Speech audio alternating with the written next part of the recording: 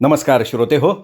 साहित्य पंढरी या कथाकथन चॅनलवर तुम्ही ऐकताय जयवंत दळवी लिखित सारे प्रवासी घडीचे आणि आज भाग 5वा.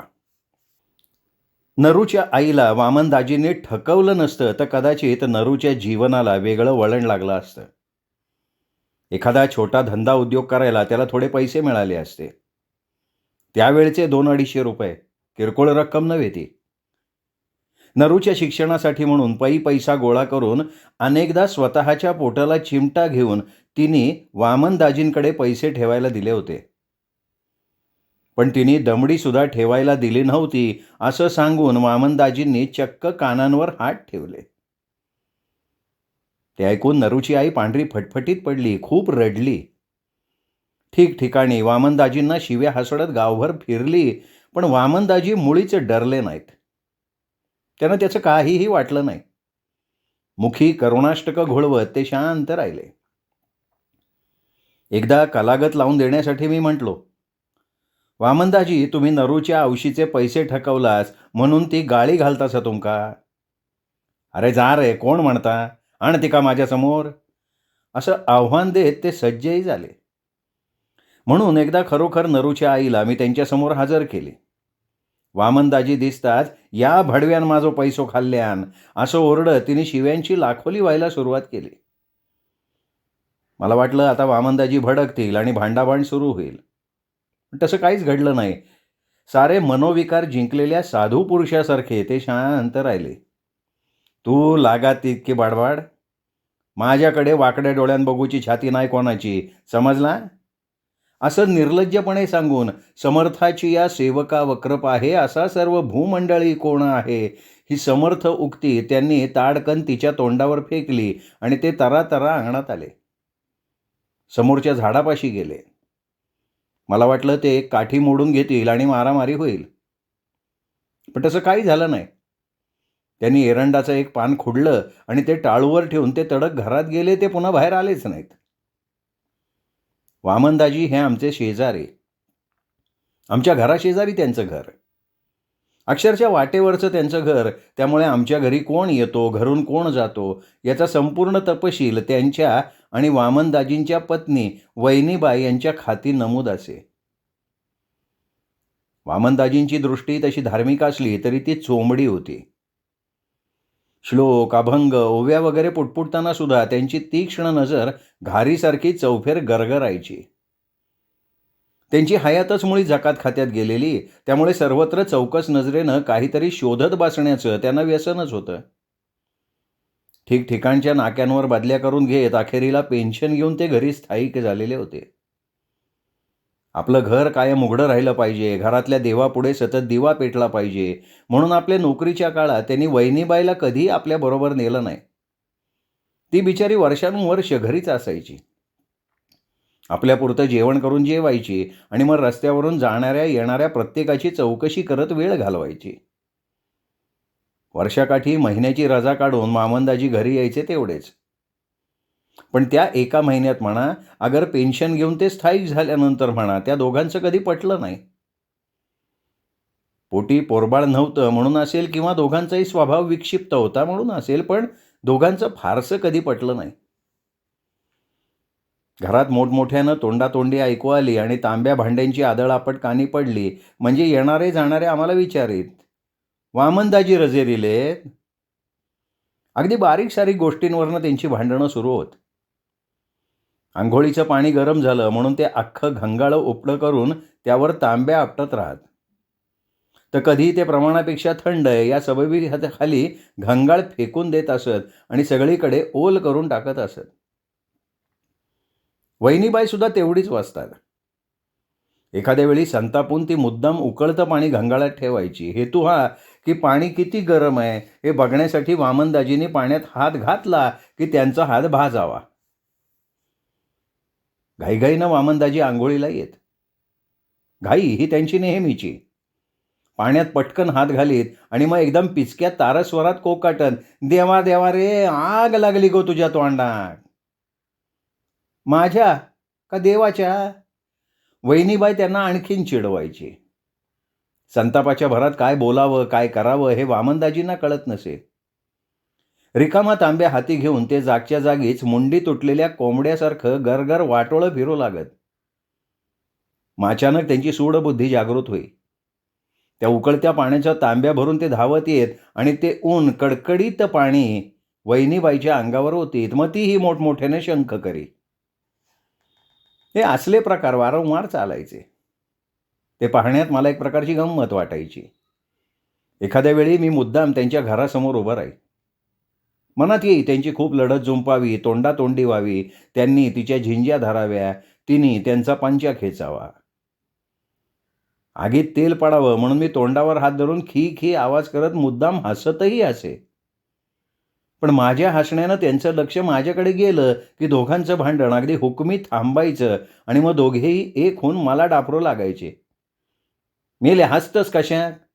इकडे काय दशावतारातली सोंगा नाचतं सर? जा आपलं काम कर, जा अभ्यास कर. असा विलक्षण विक्षिप्तपणा होता आमच्या शेजारी. वामनदाजींचा स्वभाव तर अधिकच विक्षिप्त. पहाटे फार लवकर ते जागे होत. त्यांना झोप येतच नसे. पहाटे उठून ते मुखमार्जन करत.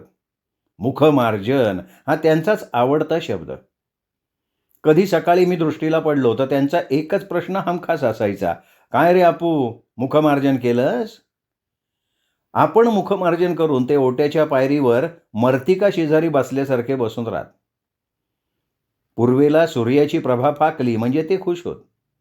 तुळशीच्या समोर जात, पूर्वेकडे तोंड करून हात जोडून उभे राहत आणि मग जयाच्या रथा एकची चक्र पाही, नसे भूमी आकाश आधार काही, असे सारथी पांगुळा ज्या रथासी, नमस्कार त्या सूर्य नारायणासी, असं मोठ्यानं पिचक्या आवाजात म्हणत तुळशीचं एक पान खोडून तोंडात टाकेत. तेवढ्यात पितळेच्या वाडग्यात चहा तयार असे. पंचाच्या सोग्यावर वाडगा ठेवून आपल्या ओठांना चकपक चटके देत ते चहा पिऊ लागत. भुर्र करून त्यांनी घेतलेला भुरका आणि पाठोपाठ टाक टाक करत मारलेल्या मिटक्या हे सगळं आम्हाला आमच्या घरी ऐकू येई. त्यानंतर बहुधा रोजच आपल्या गायीवरनं त्या दोघात चर्चा चाले. तांबडाबाय नावाची एक तांबूस रंगाची गाय होती. ती गाय आपल्या घरी ठेवली तर फळत नाही म्हणून ते तिला आमच्या गोठ्यात बांधत असत. तिचं दूध काढण्याचं काम वहिनीबाई स्वतः करत असे. तांबडाबाय बिचारी वाटीभर दूध द्यायची. दूध काढून झालं की दुधाला आमची कोणाची तरी दृष्ट लागेल म्हणून दुधाची वाटी पदराआड लपून वहिनीबाई लगबग तिथून पळ काढायची आणि तांबडाबाय काय दूधच देना असं म्हणत धुसफुसत राहायची. ती तरी दूध खायचा म्हणून दितली. तिच्या पुढ्यात घातलेली वैरण ती आबाची वशाळ गाय खाता. आमची तांबडाबाई बिचारी उपाशी. वामनदाजीही कुरकुरत असायचे. तर काय हो, आबाचो नारो चरबीभर दूध काढता आता काय फुकटचा? वहिनीबाई आमच्या चरबीला दृष्ट लावायचा प्रयत्न करायची. नाऱ्या फक्त चरबी घेऊन दूध काढायचं एवढंच. खरं म्हणजे त्या 2 शेराच्या चरबीत अवघी वाटी 1.5 वाटी दूध असायचं. कधी रात्री अपरात्री आमच्या गोठ्यातनं गाईचं हंबरणं ऐकू आलं तरी काय गो तांबडाबाय, वैरण संपली. बिछाण्यावर पडल्या पडल्या वामनदाजींना पुळका यायचा. ते उठायचा प्रयत्न करायचे. पुरे हो तुमचा, तांबडाबाई नाही ती, आबाची गाय ती, वरडू दे, झोपा तुम्ही, असं डाफरत वहिनीबाई त्यांना गप्प करायची. सकाळी इतर माणसं तोंड धुण्यात किंवा चहा पिण्यात दंग असताना वामनदाजींची स्वारी हातात परडी घेऊन फुलांसाठी बाहेर पडायची. आपल्या परसातली फुलं तोडून झाली की ते आमच्याही परसात बिनदिक्कत प्रवेश करायचे, फुलं तोडून घ्यायचे. वामनदाजी, थोडी फुलं आमच्या देवाक ठेवा आता, असं त्यांना मधून मधून सांगायची पाळी माझ्यावर येई. पण त्यांना तो अपमान वाटे. ते म्हणत, अरे जा रे, मेलो माका सांगता. अरे माझे वडील कोण? विठ्ठल बापू, ऐकलंयस नाव? या गावचे कुलकर्णी होते ते सगळं सरकारी दस्त जमा करीत. मग माका फुला जमा करू कोणाची बंदी? मग आमच्या देवाक फुला नकोत? एखाद्या वेळी मलाही राग यायचा. मग त्यांचा आवाज आपोआप खाली यायचा. ते म्हणायचे, आपू, अरे हिथून तिथून सगळे देव एकच हो. तुझो देव काय आणि आमचो देव काय, सगळे एकच. एकाच देवाची अनेक रूपा. असं चिडू नको रे बाबा. मुखी राम नाम ठेव, काय समजला? मुखी राम नाम ठेव. एवढा लांब लचक उपदेश करून मी एखादं कडवं ते माझ्या तोंडावर फेकायचे. शिरी स्वामी तू राम पूर्ण प्रतापी, तुझा दास पाही सदा शीघ्र कोपी. आणि पुन्हा वर माझी परीक्षा घेत. कुणी म्हटला या? माहिती असा? नाही माहिती? अरे समर्थ रामदासांनी म्हटला या. वयाच्या 12व्या वर्षी लग्नाक उभं रावलो आणि भाटाच्या तोंडचा सावधान ऐकून पळ काढल्यानी. नाही तर आम्ही लग्न करून मोकळे. पुढे रामदास स्वामींनी टाकळीक जाऊन गायत्री पुरश्चरण केला. म्हणजे काय केला? ता जाऊ दे. मठ देवळा स्थापन करत तीर्थयात्रा केली. आणि आम्ही काय केली आम्ही तीर्थयात्रा? आम्ही आयुष्यभर या जाकात नाक्यावरसून त्या जाकात नाक्यावर गेलो. दुसरा काय केला आम्ही? त्या बडबडीला कंटाळून मी म्हणत असे, ता जाऊ दे, तुम्ही फुला काढूची बंद करा. पुरे रे. अरे मिळाली ती फुला खूप झाली हो. ओगे भारोभार फुला तरी काय करूची असत आमका? अशी तडजोड करून किती भार घालू रघुनायकाला, मज कारणे क्षीण होईल त्याला, असं म्हणत तरतर चालीनं निघून जात. बागाईतकर मास्तरांना त्यांनी उगाच छळलं होतं. बिचारे मास्तर वामनदाजींना घाबरून होते. वामनदाजींना पत्र आलं म्हणजे ते अधिकच घाबरून जायचे. बागाईतकर मास्तर हेडमास्तर असताना पोस्टमास्तर सुद्धा होते. वामनदाजींचं नाव वामनदाजी विठ्ठल बापू कुलकर्णी. कधी एखादं पत्र इंग्रजी पत्त्यानिशी यायचं आणि त्यावर व्ही कुलकर्णी असं नाव असायचं. बाकी पत्ता बरोबर असायचा. पण ते पत्र दिलं तरी वामनदाजी ते घेत नसत.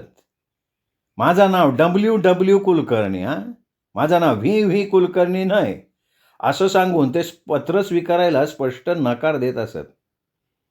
अर्थात ते जर कार्ड असेल तर संपूर्ण वाचून ते परत देऊन टाकत. न स्वीकारलेल्या पत्राचं करायचं काय? इसम गावात आहे, त्याचा पत्ता बरोबर आहे, तो पत्र घेत नसेल तर काय करायचं हे बागाईतदारांना माहिती नव्हतं. या बाबतीत खुलाशासाठी वरिष्ठांना लिहावं तर वरिष्ठ म्हणतात त्यांच्या पोटात गोळा उठायचा. त्यामुळे व्ही कुलकर्णी या नावानं पत्र आलं की ते अक्षरशः घाबरून जात. पण पुढे त्यांना कोणीतरी युक्ती सुचवली आणि मग प्रत्येक व्हीला एक तिरपी रेषा जडून ते व्हीचा W करत आणि ते पत्र वामनदाजींना देत. व्ही कुलकर्णी असा पत्ता असलेलं पत्र आपण घेतलं तर WW कुलकर्णी मेला अशी सरकारची कल्पना होईल आणि पेन्शन बंद होईल ही वामनदाजींना भीती वाटायची. दर महिन्याच्या 1 तारखेला पेन्शन घेण्यासाठी ते तालुक्याला जात. आदल्या दिवशी तेलाच्या मोटारीत एक सीट सांगायचं काम माझ्याकडे असे. महिन्याच्या शेवटच्या दिवशी न चुकता ते ओट्यावर मुसळ उभं केल्यासारखं उभं राहत माझी वाट बघत. या आपू लक्षात असा मा, उद्या आमचो पेन्शनीचो दिस, एक शीट सांग. बाजारातून परत यायच्या वेळी सुद्धा ते तसेच उभे असत. आपू सांगितलं ना मा शीट? सांगितली हो. टाइम काय? ती ठेव किती वाजता येतली? 7:45. छ्या, मेल्याने टाइम खायचो काढल्याने. बरं जाऊ. 1 तारखेला छोटी पत्र्याची बॅग घेऊन वामनदाजी बाहेर पडत. त्या बॅगेवर त्यांचं संपूर्ण नाव रंगवलेलं होतं. श्रीयुत वामनदाजी विठ्ठल बापू कुलकर्णी, रिटायर्ड एक्साईज इन्स्पेक्टर. याशिवाय बॅग हरवल्यास ती पुढील पत्त्यावर परत करावी अशी सूचना होती. आणि पुढे कळस म्हणजे वाचता येत नसल्यास ज्याला ही बॅग सापडेल त्यांनी वरील मालकाला समक्ष भेटावं असाही लेखामजकूर निरक्षरांसाठी होता. वस्तुतः ती बॅग घेऊन जायचं अजिबात कारण नव्हतं, कारण ते सकाळी जात आणि संध्याकाळच्या सर्व्हिसनं परत येत. पण प्रवासाला निघायचं म्हणजे सामान सुमान हे हवंच या एकमेव कल्पनेनं ते बॅग बरोबर घेत असत. बरोबर 7:45 वाजण्याआधी 5 मिनिटं ते गावच्या तिठ्यावर हातात बॅग घेऊन उभे राहत आणि 7:45 वाजले की मग कमालीचे अस्वस्थ होत. माजले हो भडवे, टायमाची पर्वा नाही त्यांका. एक टाईम सांगतले, दुसऱ्या टायमाक येतले असं म्हणत ते जागच्या जागी अस्वस्थपणे घिरट्या घालू लागत. पण आजच्यासारखी त्यावेळी सुद्धा सर्व्हिस गाड्या वेळेवर येण्याची प्रथा नव्हती. सर्व्हिस मोटरची वाट बघत राहण्या इतका धीर वामनदाजींच्या स्वभावात नव्हता. 5 मिनिटं उशीर झाला की पुरे समोरून येणाऱ्या एखाद्या झिलग्याला ते हाक मारत, हे सावळ्या इकडे ये, त्या तेल्याची मोटार येतली.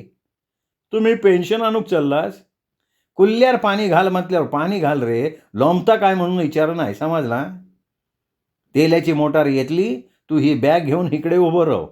मोटार आयली म्हणजे हात दाखवून उभी कर आणि ही बॅग वर चढाय. माका आता वाट बघूक वेळ नाही, मी जातय पुढे. असं म्हणत मोटारची वाट न बघता ते तरा पुढे चालू लागत. 4-5 फरलांग चालून जात आणि मग पाठीमागून आलेल्या मोटारीत बसून ते तालुक्याला जात असत. वामनदाजींना पेन्शन किती मिळायची याचा कुणाला कधीही पत्ता लागला नव्हता. कुणाला म्हणजे घरातल्या वहिनीबाईला सुद्धा. तिलाही पेन्शनचा आकडा त्यांनी कधी सांगितला नव्हता. पेन्शन घेऊन आले की ते खोलीत जात, दार बंद करून एकामागून एक कपडे उतरवून खुंटीवर ठेवत, अशी 3-4 वस्त्र उतरवल्यावर पोटाच्या खपाटीला चिकटलेल्या बंडीच्या खिशातनं ते नोटांचं बंडल काढत आणि पुन्हा नोटा मोजू लागत. ही मोजणी 4-5दा व्हायची. कारण एकदा एक नोट कमी तर दुसऱ्यांदा एक नोट जास्त असा प्रकार व्हायचा. मोजता मोजता नोट 5ची आहे का 10ची आहे हे बघण्यासाठी ते खिडकीकडे येत. पण तेवढ्यात मी किंवा आमच्या घरचा दुसरा कोणी नजरेत पडला तर लगेच पाठ फिरवून उभे राहत. या खिडकीतून येणारा उजेड त्यांना असा महिन्यातून एकदाच उपयोगी पडे. इतर वेळी जपमाळेचे म्हणी ओढत वहिनीबाई या खिडकीत बसलेली असे. तिथे ती बसली की जपमाळ तशीच, चौकशा सुरू. काय रे आपू, बाजारात आज मटण की मासळी? मासळी. आण आण बाबा आण. आणि बाजारातून परत येताना, आपू काय आणलं रे? सरंगो. सरंगो म्हणजे आज 4 घास जेवशीत तर. मी कसा बसा पुढे पाळण्याच्या बेतात असताना, आपू काल तू सरंगो आणले की मुडदुशो? कित्या गो? तुझ्या नाऱ्या काल विचारला तर म्हणलो मुडदशाचा सांबारा होता आणि काल तू म्हणलं सरंगो आणलंय म्हणून. अशा उलट सुलट चौकशा करून व्यर्थ खात्री करून घेण्यात तिचा बराचसा वेळ खर्ची पडत असे.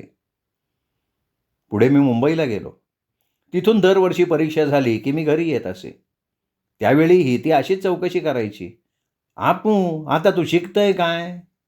मी इंटरची परीक्षा दिली. इंटर? या रे काय? उगा मेले नाही तर शिकू नको हां, आधी मॅट्रिक तरी हो, असा सल्लाही ती द्यायची. पुन्हा मुंबईला जायच्या दिवशी हातावर साखरेची चिमूट ठेवून सांगायची, उगा शिकण्यात हायात घालवू नको हां, मॅट्रिक शिक आणि जकात खात्यात नोकरी धर. मॅट्रिक हा शिक्षणातला शेवटचा टप्पा आणि जकात खातं हे नोकरीचं एकमेव खातं अशी तिची समजूत होती. श्रोते हो, हा होता भाग 5वा. भाग 6वा उद्या. तोपर्यंत नमस्कार.